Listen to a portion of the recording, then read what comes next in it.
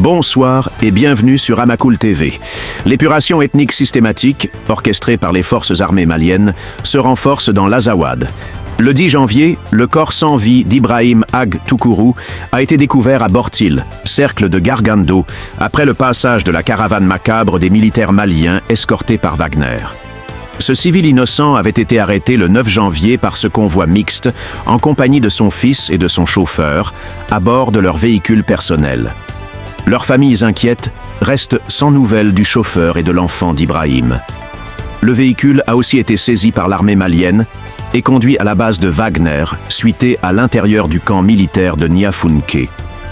Dans la région de Bandiagara, le groupe terroriste, Djinim affilié à Al-Qaïda, a publié son butin de guerre, suite à l'attaque meurtrière ayant visé le camp militaire de Diangassagou, abritant les forces armées maliennes.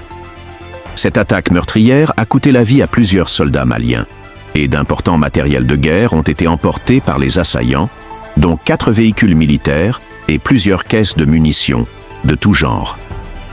Cette nouvelle attaque meurtrière illustre l'échec de la junte militaire à ramener la stabilité dans la région.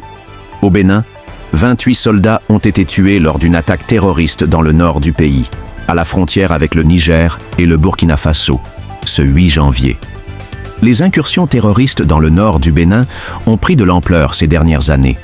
Ces attaques sont attribuées à des terroristes venus du Niger et du Burkina Faso.